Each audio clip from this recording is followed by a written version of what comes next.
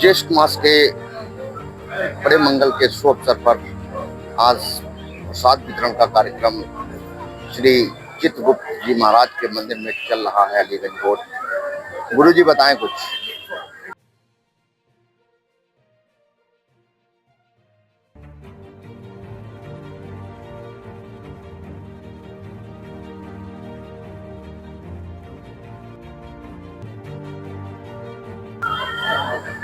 विगत वर्षों के अनुसार स्वर्गीय विधायक अरविंद गिरी जी ने एक परंपरा अपने समय में डाली थी कि प्रत्येक मंगलवार को हम अपने क्षेत्र के किसी मंदिर, प्रतिष्ठित मंदिर पर हम सुंदरकांड का पाठ और प्रसाद वितरण का कार्य अपने सहयोगियों के साथ करें। और उसी क्रम में क्योंकि मलमास है, 8 मंगलवार हैं, विधायक अमन अरविंद गिरी जी ने अपने क्षेत्र के 8 स्थानों पर सुंदरकांड और प्रसाद वितरण का कार्यक्रम सुनिश्चित किया है। आज 5वें मंगल के दिवस पर चित्रगुप्त श्री दुर्गा मंदिर में श्रीमद् रामायण सुंदरकांड और प्रसाद वितरण का कार्यक्रम संपन्न हो रहा है। विपक्ष गुरु जी 2027 की तैयारियां करनी शुरू कर दी है, चाहे कांग्रेस हो चाहे समाजवादी पार्टी, आपकी क्या तैयारियां चल रही हैं? विपक्ष की कोई तैयारी कहीं नहीं, उसको तो एक्सीडेंटल एजेंडे की आवश्यकता है, नैरेटिव गढ़ना, और वो नैरेटिव झूठ के गढ़ना, उसी की वो प्रतीक्षा करते हैं। और इसका सीधा सीधा प्रमाण है, बंगाल का चुनाव हो चुका है, उनके सभी नैरेटिव पीटीए से लेकर के और आरक्षण से लेकर के ध्वस्त हो चुके हैं। जनता ने उनको चारों खाना चित्त कर दिया है। और दूसरा ताजा उदाहरण 4 मई का जो आप लोगों ने देखा है, वो प्रत्याशित सकारात्मक जीत का परिणाम है और विपक्ष की हताशा और निराशा और उनके झूठ के नैरेटिव का एक स्पष्ट प्रमाण है। 2027 का चुनाव यशस्वी प्रधानमंत्री नरेंद्र मोदी जी के और मुख्यमंत्री योगी आदित्यनाथ जी के नेतृत्व में और गोला विधानसभा में भी एक नया कीर्तिमान स्थापित होगा। और ये अपने युवा नेतृत्व, लोकप्रिय विधायक, विकास पुरुष श्री अमन गिरी जी के नेतृत्व में यह सफलता का परचम लहराया जाएगा, जिसमें हम सब साथियों की भूमिका अहम रही है और रहेगी। गुरु जी एक सवाल लेते हैं, आप लोग बड़े अच्छे धार्मिक आयोजन करते हैं, मुझे भी बड़ा अच्छा लगता है, लेकिन आप शिक्षा जगत से जुड़े रहे हैं, तो क्या लग रहा है कि नगर गोला के बात की जाए, आसपास की बात की जाए, शिक्षा और चिकित्सा पे कुछ काम करने की आवश्यकता है? जहाँ तक शिक्षा और चिकित्सा का, और जो आपने प्रश्न किया है कि धार्मिक आयोजन करते हैं, हमारा मानना है, और ये हमारा मानना सिर्फ हमारे तक से ही शुरू और अंत नहीं है, ये आदिकाल से, सृष्टि के प्रारंभ काल से, जिसको कि नए परिप्रेक्ष्य में आपने उस पुरातन नाम को जाना और समझा है, और अब देश के जनमानस ने भी इसको समझने का प्रयास किया है कि सनातन ही एक ऐसा धर्म है जिसके आधार पे चल करके हम अपनी आध्यात्मिक उन्नति के साथ साथ हम अपनी सामाजिक समरसता की उन्नति भी करेंगे। हम विकास को भी असली जामा पहनाएंगे, अमली जामा पहनाएंगे, और राजनीतिक, जो कि आज के परिप्रेक्ष्य में सबसे अति आवश्यक है कि राजनीतिक शुचिता और स्वच्छता और पारस्परिक सद्भाव के साथ में राजनीतिक उन्नति भी हो। ये केवल सिर्फ भारतीय जनता पार्टी के एजेंडे से शुरू हुआ है, और इसकी परिणीत भी यही होगी कि सनातन को लेकर के हम चलेंगे। आपने दूसरा प्रश्न, चिकित्सा जगत की बात पहले कर लेते हैं गुरु जी। जिस चिकित्सा जगत की बात की जाए तो सीएससी गोला पे कोई कार्डियोलॉजिस्ट नहीं है, ये आप भी जानते हैं गुरुजी, कई एक मिसहैपनिंग्स हो चुकी है, तो क्या लग रहा है कोई कार्डियोलॉजिस्ट होना चाहिए। स्वास्थ्य को लेकर के हमारी सरकार भी चिंतित है और विधानसभा क्षेत्र में लगभग 28 उपकेंद्र ग्राम पंचायत स्तर पर स्थापित किए जा चुके हैं और हमारा लक्ष्य है कि 2027 में हम 100% उपकेंद्रों अपने पूरे विधानसभा में स्थापित करने का कार्य करेंगे। इसके साथ ही भोला नगर में लगभग 5 उपकेंद्र पीएचसी, सीएचसी और इनके अतिरिक्त 5 उपकेंद्र उनकी जमीन चिन्हित कर ली गई है और इसी माह या अगले माह तक ये कार्य भी शीघ्र पूर्ण होगा। हमारा इसके साथ ही आपका जो प्रश्न है कि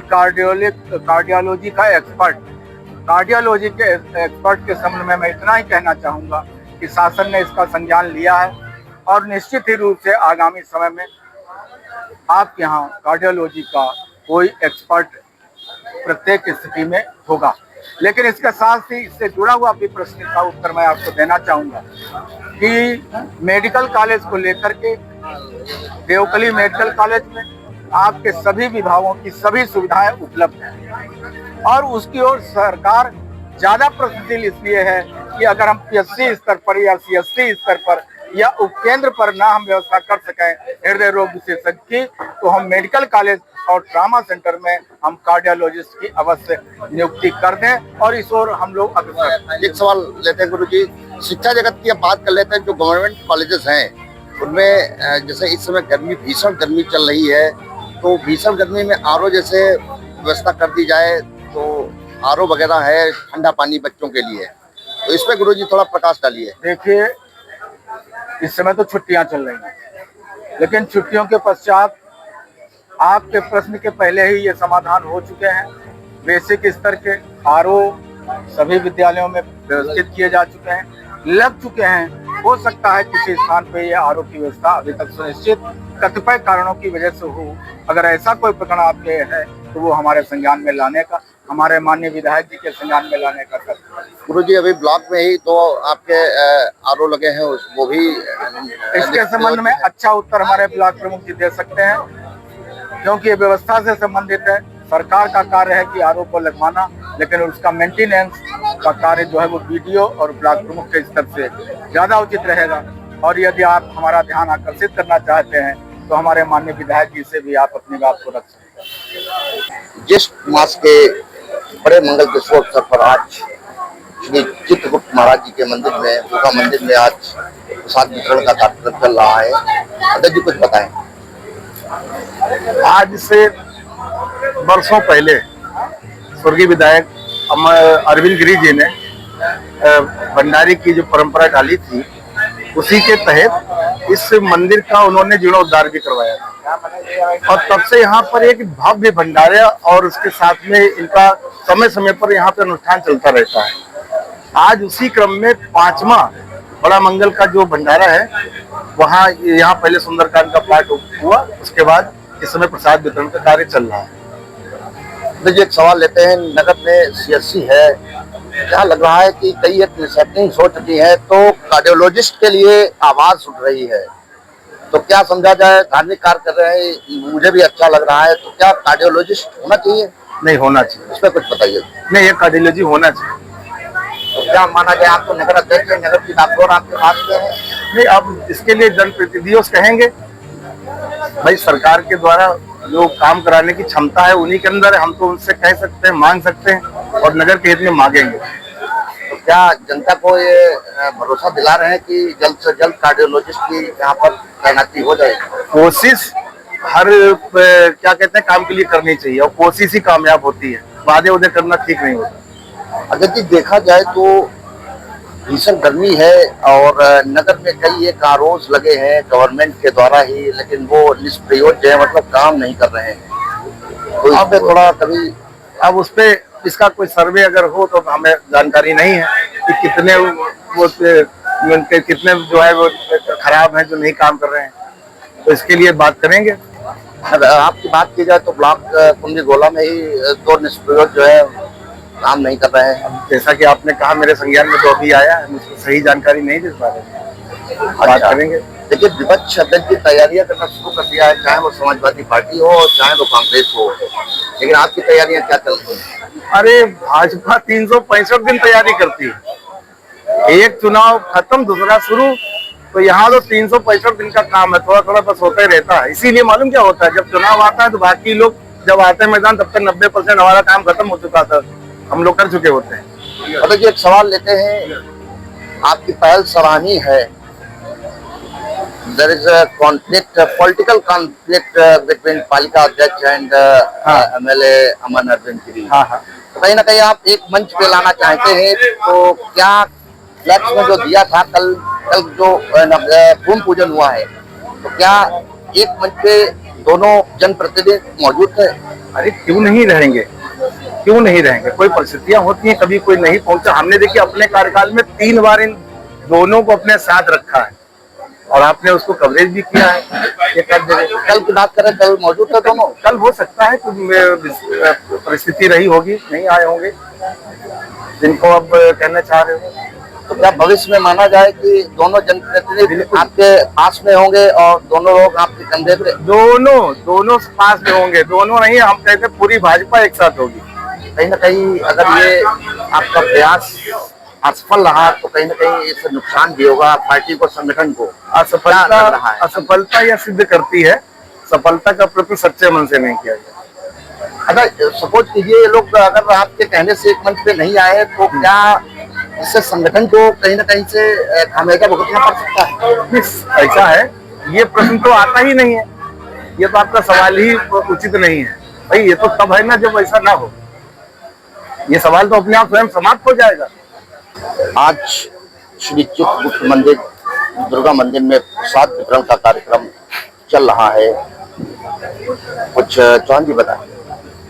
अगर हम लोग ये बात करते हैं प्रसाद वितरण समारोह की, तो यहाँ सभी लोग एक दूसरे से अडिग होकर आए हैं। माननीय अमन गिरी के पिताजी स्वर्गीय अरविंद गिरी जी, जो एक परंपरा डाली थी हमेशा की तरह, उसी परंपरा को उनके बेटे अमन गिरी जी आगे निरंतर बढ़ाते हैं। आज 5वां मंदिर है जहाँ उन्होंने सबको मिलाने का प्रयास किया है, प्रसाद रखा गया है कि सभी लोग, हर वर्ग के लोग यहाँ आए हैं, एक दूसरे से मिल भी रहे हैं और प्रसाद ग्रहण भी कर रहे हैं। इसी परंपरा को अरविंद गिरी जी ने आगे बढ़ाया है, उनके बेटे अमन गिरी जी ने आगे बढ़ाया। 2027 में क्या देख रहे हैं? 2027 में अगर 2027 की हम लोग बात करते हैं तो हम लोग सुनिश्चित हर तरीके से विजय हो चुके हैं। भारतीय जनता पार्टी 365 दिन की राजनीति करती है, हमेशा काम करती है, समाज में रहती है और विकास के मुद्दों पे काम करती है।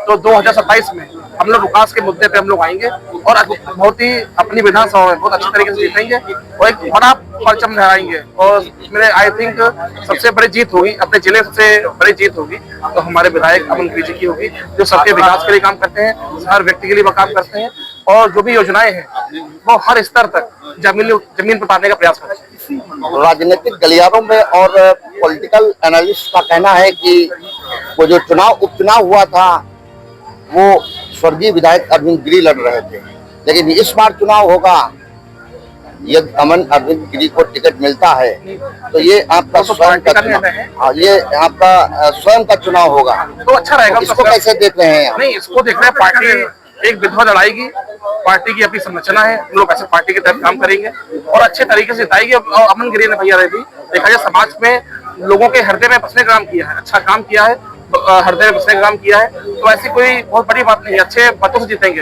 अमन गिरी जी, इसमें कोई एक वोट वाली बात नहीं है। और टिकट की बात रही, संगठन टिकट देगा, विकास का काम किया है, संगठन टिकट देगा और हम लोग बहुत अच्छे तरीके से हर संभव मदद करके जिताया जाएगा उनको। देखिए, कार्य को देखते हुए तो जो जनप्रतिनिधि है, चाहे वो पालिका अध्यक्ष की बात की जाए, वो भी बड़ा एक्टिव नजर आए, वो भी नायक की तर्ज पर काम कर रहे हैं और अमन अरविंद गिरी भी नायक की तर्ज पर काम कर रहे हैं।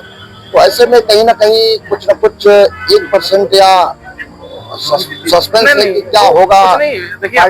पार्टी क्या लग रहा है कि जो दौड़ता हुआ नहीं कुछ नहीं भैया, रिंकू अगर अगर अपना काम कर रहा है वो साथ में हम भैया के हैं, विधानसभा में पूरा सहयोग करेंगे, पूरा समय हर पार्टी के हर वर्ग का लोग, हर कार्यकर्ता एकजुट होकर चुनाव लड़ाने का प्रयास करेगा और चुनाव को जीतेंगे, ऐसा कुछ नहीं है। आपसे भी मेरा वही सवाल है, अभी अगर वर्तमान देखा जाए तो कुछ न कुछ पॉलिटिकल कॉन्फ्लिक्ट, राजनीतिक द्वंद्व दोनों नेताओं के बीच में, जनप्रतिनिधियों के बीच ऐसा सबका मानना नहीं है। जैसे कभी कोई एक कोई मीटिंग होती है, उसमें विधायक जी पहुंचते हैं, तो रिंकू दादा जी पहुंचते हैं, चेयरमैन साहब भी पहुंचते हैं। अगर कहीं एक दो जगह हो सकता है तो हो सकता है कि वो मौके पर ना हो, और ऐसा किसी के मन में कोई भाव नहीं है। पार्टी एक चीज है, कमल का फूल हम लोग देखते हैं और हर कार्यकर्ता को ये पता है कमल का फूल है। तो रिंकू दादा के अंदर भी ऐसा कुछ नहीं है, साथ में सहयोग करेंगे, हम लोग अच्छे से जीतेंगे और अमन गिरी भैया को अच्छे से जिता के भेजेंगे। सवाल लेते कोई हैं, बट वाली बातें नहीं। अभी कोतवाली के पास में इनॉग्रेशन स्वर्गीय विधायक अरविंद गिरी के नाम पर एक मिनी नलकूप इंस्टॉल किया गया था। उसमें हमने भी सवाल उनसे किया था, पालिका अध्यक्ष से, कि आपने उनके घर वालों को नहीं बुलाया, जबकि जहाँ पे नलकूप लगाए गए वहाँ पे परिवार वालों को बुलाया गया। तो उन्होंने कहा कि मैंने रिटर्न में भेजा था लेटर, लेकिन उनके आपस में बात की, कोई ना पहुँचना, ना जनप्रतिनिधियों का भी ना पहुँचना, ये क्या दर्शाता है? नहीं, ऐसा नहीं है। अगर 10 प्रोग्राम होते हैं जिसमें 7 प्रोग्राम में हमारे जनप्रतिनिधि हर जगह पहुंचते हैं, अगर 3 में नहीं पहुंचे हैं तो हो सकता है वो पार्टी काम से या बाहर होंगे, फोन के वार्ता से आपस में दोनों की बात नहीं होगी, और दोनों लोग अच्छे काम के लिए, हर आदमी एक दूसरे के लिए समर्पित भाव से काम करता है। ऐसा किसी के मन में कोई भाव नहीं है, चाहे हमारे विधायक हो, चाहे चेयरमैन हो। भाजपा को मजबूत करने का दोनों लोग काम करेंगे। 27 की अगर बात करेंगे आप, तो अमन गिरी जी अच्छे बहुमत से जीतेंगे और ऐतिहासिक जीत होगी लखीमपुर जिले में, और सबके सहयोग से होगी। अगर चौहान जी आप बताइए, नगर गोला की बात की जाए तो सबसे पसंदीदा नेता कौन है आपका? बात पसंदीदा नेता की बात नहीं होती है, बात जो काम करेगा, जो सबके लिए खड़ा होगा, वो हमारा नहीं, हम सबका पसंदीदा होता है। अगर विधानसभा की बात करेंगे तो विधायक के रूप में जो प्रेजेंट टाइम है, अगर चेयरमैन की बात करेंगे वो अपना काम कर रहे हैं, वो चेयरमैन के रूप में है। हम ऑप्शन दे देते हैं आपको, बताइए। नंबर 1 अमन अरविंद गिरी विधायक, नंबर 2 पालिका अध्यक्ष गोला, नंबर 2 देखिए विनोद सोनकार, नंबर 3 शत्रुघ्न लाल मिश्रा। इनमें से किसी को एक को चुनिए। एक को चुनने की बात नहीं, एक को चुन लीजिए। नहीं बड़े भाई, देखिए बात एक को चुनने की नहीं है, हर व्यक्ति का अपना रोल होता है। आप समझिए, जैसे हमारे नगर अध्यक्ष जी है, इनका अपना एक रोल है। विधानसभा में जो विधायक उनका अपना, ये मानते हैं कि आप ये मानते हैं हर व्यक्ति का अपना रोल होता है। चारों लोग जब सुनिए जनप्रतिनिधि है या नहीं है, हर अपने क्षेत्र में जनप्रतिनिधि नहीं, संगठन का काम, नगर अध्यक्ष हमारे हैं, वो संगठन का काम एक विभूतिगढ़ से करेंगे। से ही जुड़े हैं ना? हाँ, भाजपा से। चारों जनप्रतिनिधि है, मानते हैं। हाँ। तो ऑप्शन अगर दिया गया है ओमार सीट में, तो एक ही तो चुनोगे बात, या 2 चुनोगे? बात एक क्वेश्चन की नहीं है, बात तरीके की है ना। हर व्यक्ति का अपना रोल है। विधानसभा विधायक की बात करेंगे तो अमन गिरी सबके फेवरेट है, क्यों? तो पार्टी से वो है। मतलब ये मान लिया जाए अमन अरविंद गिरी आपके लिए इस समय टॉप पर है? नहीं, टॉप पर तो आपने सबसे पहले ऑप्शन आपने दिया, तो टॉप पर तो अपने आप ही हो गए। नहीं, टॉप पर मैंने, आप भी मान रहे मैंने तुलने के लिए दिया है ना। मैंने तुलने के लिए 4 ऑप्शन दिए। हमने कहा विधानसभा की बात की जाएगी, टिकट मिलता है तो हमारे लिए अमन गिरी जी। मैंने 4 ऑप्शन आपको चुनने के लिए दिया, एक चुनिए। तो मैं कह रहा हूँ क्या अमन अरविंद गिरी को मान लिया जाए? हाँ, मान लिया जाए, उसमें कोई बट वाली बात नहीं है। विधायक जी माने।